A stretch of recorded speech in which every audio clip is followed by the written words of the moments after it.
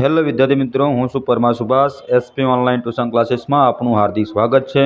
અને કાલની બોર્ડની એક્ઝામ માટે આપ સર્વે વિદ્યાર્થીઓનું હું ઓલ ધ બેસ્ટ કે તમારું ગુજરાતીનું પ્રશ્નપત્ર સારી રીતે જાય અને તમારા માટે ગુજરાતી માટેના જે 32 ગુણ તમારા માટે ફાઇનલ થઈ જાય એવા તમારા પ્રશ્નો લઈને આવેલો છું. તો ચાલો વિદ્યાર્થી મિત્રો, હું તમને આ બે પ્રશ્નો વિશે ચર્ચા કરીએ.